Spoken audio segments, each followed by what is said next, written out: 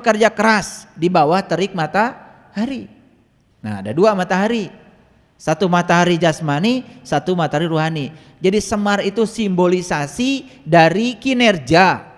Simbolisasi dari semangat. Semangat untuk bekerja. Jadi manusia sejati itu bukan terus melulu ngurusi aja urusan-urusan gaib, bukan. Manusia sejati itu yang sudah ancrup ke alam dunia, memiliki daya guna dalam kehidupannya. Makanya dia itu diwujudkan dengan kulitnya warna hitam, terbakar sinar matahari, cicing we di imah. Tanu cari cing di imah malain semar. Ayo we ngagelis. Sieun hideung cenah. Ya nggak apa-apa, tetapi apa gunanya Anda? Ngerti maksud saya? Turun ke bawah, turun ke bawah. Nanti saya jelaskan. Saya mau menjelaskan hari ini ilmu tertinggi. Nanti saya jelaskan sebentar lagi. Jadi kulitnya hitam itu menggambarkan dia terbakar sinar matahari karena dia itu penuh semangat, energetik, memiliki kinerja yang tinggi. Orang yang sudah mengenal jati dirinya, dia tahu datang ke dunia bukan untuk ngurusi akhirat. Datang ke dunia memayu hayuning bawono, nguruskeun dunia. Tetapi ketika ngurusi dunia dibawa nilai-nilai akhirat, kan sudah ada di sini 99 Asmaul Husna. Paham? Makanya ini pikirnya tidak liar, dikendalikan oleh kesadarannya.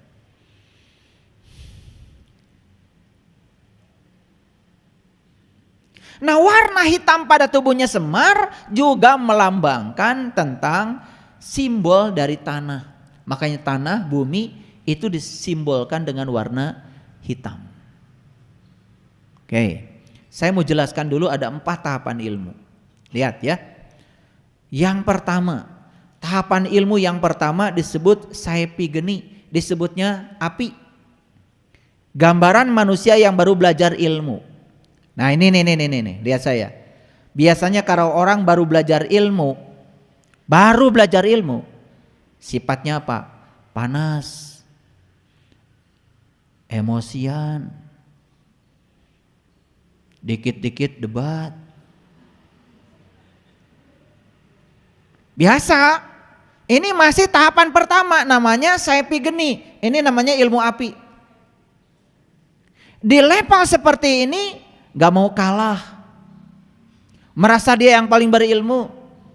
Jika perlu dia jajal ilmunya pada yang lain, dia buktikan pada yang lain kalau dia paling hebat ilmunya. Bagus? Ya bagus, kan sudah mulai belajar. Tetapi itu tahap awal setiap orang belajar ilmu begitu biasa. Betul nggak? Baru belajar pencak silat, itu pun yang pakai musik. Betul? Yang biasa, badingkeng gitu, pakai kendang, biasa gagayaan di jalan, biasa. Dan bisa mah tara gitu. Dan pencak silat mah bela diri, bukan mau menunjukkan pada orang kalau saya bisa silat, bukan. Nah, orang yang di level ini ya perhatikan, bagai api yang selalu menyala ke atas, maka api selalu ke atas. Jadi hayang mata di luhur wae. Pengennya tampil angkuh. Bagus enggak?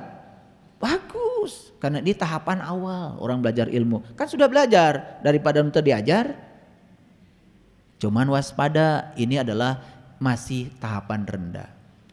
Ya sama ya. Baru belajar ilmu ma'rifat 2 minggu, langsung pengumuman besok sudah jadi guru. Udah mulai ngajar mana-mana ya. Poe kene udah ngajar. Yang kedua ilmu saipi bayu namanya. Ini lambangnya angin. Ini gambaran manusia yang ilmunya sudah sedikit lebih tinggi di atas saipi geni. Nah, sifatnya seperti angin. Kalau angin kan menerpa siapapun merata. Nah, orang di level ini kebijaksananya sudah mulai naik. Gak apa-apa, sudah mulai memandang setiap orang sama. tidak membeda-bedakan, ya, gitu. Jadi dia sudah punya mata yang sama buat seluruh manusia. Mulai ada penghargaan buat setiap orang tuh sama, tidak merasa dirinya paling unggul. Ini ilmu yang kedua. Nah, ilmu yang ketiga, nah ini dua tahapan ilmu ini oleh Semar nggak dipakai, nggak dipakai. Tahapan ilmu yang ketiga namanya saipi banyu, air.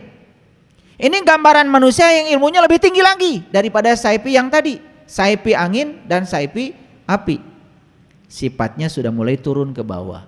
Cai, tahu cai? Api mah selalu turun ke bawah. Dan air turun ke bawah. Dan air itu disediakan wadah kayak apa? Dia ngikutin bentuk wadahnya. Nah, ini yang disebut dengan sing bisa ngigelan. Sing bisa ngigelan kehidupan. Sing bisa cai. Makanya ilmu cai ini level ketiga. Makanya ciri orang yang sudah di level ini fleksibel, persis seperti air, mengalir ke bawah dan air itu selalu mengikuti bentuk tempatnya. Itu tempatnya kotak-kotak, tempatnya lingkaran-lingkaran, tempatnya mangkok-mangkok, tempatnya piring-piring, tempatnya gelas-gelas. Itulah air, sudah mulai bisa beradaptasi. Maka saya sering bilang, kecerdasan adalah kemampuan beradaptasi terhadap perubahan. Nah, orang yang gampang beradaptasi pada perubahan ini sudah mulai cerdas. Cerdas tidak ada hubungannya dengan sekolah, karena sekolah hubungannya dengan intelek. Kalau cerdas hubungannya dengan intelijensia, kesadaran. Nah, itu pentingnya ngaji diri. Dan air itu saking lembutnya, meresap aja, meresap. Coba, air tumpah di karpet, meresap ke dalam karpet. Pernah gak ada orang, itu karpet meresap ke air? Pernah gak? Gak pernah. Selalu air meresap ke karpet. Kenapa? Yang lembut itu selalu bisa meresap pada yang kasar. Yang kasar gak bisa meresap pada yang lembut. Itu bedanya. Makanya jadi air itu meresap kemana-mana. Itu air, sekecil apapun lubang dia selalu meresap. Itu air. Makanya orang yang sudah di level ini datang kemanapun akan dirasakan kedatangannya, akan dirasakan berkahnya, persis seperti air.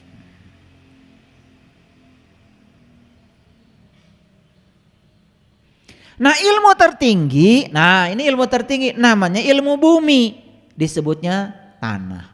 Itu sebabnya Semar badannya berwarna hitam. Hitam melambangkan tanah. Apa artinya? Semar itu perlambang dari orang yang sudah kenal jati dirinya, hidupnya sudah membumi. Nah, ini yang keliru. Kita sering bilang orang suci itu nu eta nu arinit kaleuweung. Orang suci itu orang yang hidup di kehidupan seperti teratai. Semakin kotor tempatnya dia semakin suci. Bukan menolak kotoran, bukan lari dari kenyataan. Orang yang lari ke hutan belajar agama eta mah sieun ku kahirupan. Cicing we di kamar, ngawirid cenah. Alhamdulillah abdi mah salami di leuweung teu kagoda. Rek kagoda naon di leuweung. Tapi aneh teh nu balik ti leuweung sok jadi pananyaan. Nya. Malah di leuweung cicingna ge dina gubuk teu bogana naon ditanya. Kumaha cenah cara supaya abdi hoyong dagang laku? Eta nanya dagang ka jelema anu cicing di leuweung ngarti dagang ge henteu, manehna ge tara dagang-dagang acan. Lamun hayang nanya ilmu dagang tanya ka tukang dagang. Da urang masuk salah. Paham? Kalau ingin belajar ilmu tentang rumah tangga, tanya orang yang sudah berumah tangga lama. Pernah mengalami masalah di rumah tangganya tetapi tetap aja utuh, tanya. Ieu mah nanya anu can kawin. Da balik ti leuweung teh kumaha teu nyambung. Nah, ilmu yang paling tinggi namanya ilmu bumi, namanya ilmu tanah. Jadi perhatikan saya. Siapa orang yang paling tinggi ilmunya? Adalah orang yang sudah membumi, yaitu orang yang sudah menjadi manusia yang berguna lahir batin, dan dia sudah nincak sukuna di bumi. Manusia biasa atau manusia luar biasa? Manusia biasa. Makanya manusia biasa adalah orang ilmunya paling tinggi. Nusara rakti mah teman. Ya saya pae.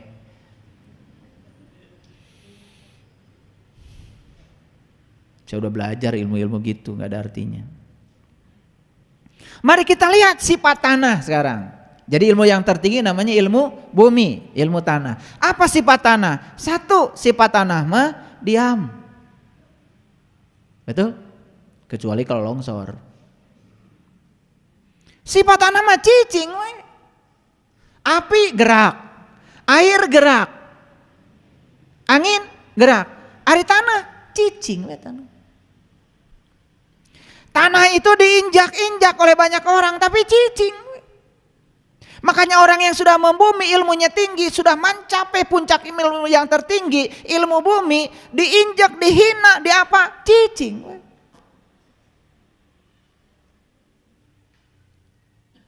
Beda kan kalau api. Coba api, keanginan wes seetik, centil. Betul nggak? Iya. Centil. Guplak, pahe. Itu api, biasa gitu. Makanya orang yang baru belajar tuh kayak api. Katiu pesa etik, kergagah-gagahan, poek. Ya itu. Makanya kenapa di Quran ada Quran surat Al-Falaq, Kul a'udzu birabbil falaq. Aku berlindung kepada subuh. Naon subuh teh? Subuh teh mimiti caang. Pindah dari galap ke terang. Makanya minta perlindungan kepada Allah dari subuh. Kade, minta perlindungan dari subuh, bukan subuh berbahaya. Etape subuh adalah etape berbahaya. Orang yang baru belajar ilmu pertama kali bahaya. Makanya minta perlindungan pada subuh. Qul a'udzu birabbil falaq. Aku berlindung pada subuh. Subuh apa? Subuh kesadaran. Nih pengumuman kalian nih yang baru melek, baru sadar. Tong centil. Kakara sadar. Karena kalau di situ kalian tidak bisa menjaga, bisa sare deui. Dan kalau tidur lagi, moal kabagian panon poe. Dan orang yang tidur lagi setelah bangun subuh, bukan sekedar tidak dapat matahari, lieur.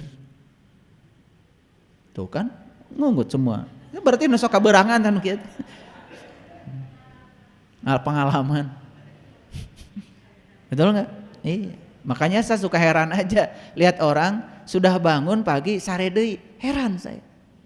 Nah teu lieur kitu eta sare wae.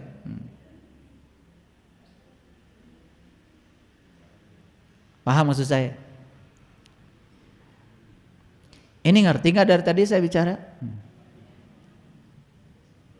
Bumi diinjak diam, bumi dipacul diam. Makin dipacul makin dalam, bumi makin subur.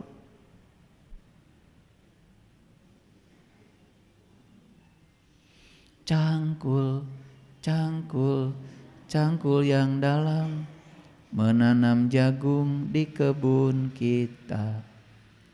Ambil cangkulmu. Itu kan? Ingat lagu itu? Itu lagu Ma'rifat. Cangkul yang dalam maksudnya apa? Kesini nyangkulnya. Nih, cangkul yang dalam, cangkul yang dalam. Makin dalam nyangkulnya, nanam apapun subur, ranum.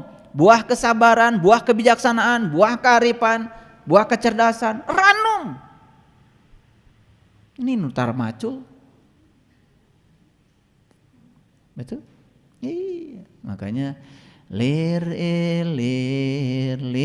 ilir tandure wong sumilir ta ijo royo-royo tasengguh temanten anyar, tasengguh temanten anyar. Bocah angon pene no blimbing kui lunyu pene no kanggo sebo mengko sore, kanggo sebo mengko sore, mumpung padang rembulane. Ya, mumpung padang, mumpung caang. Ya, bumi itu tidak marah walau manusia merusaknya.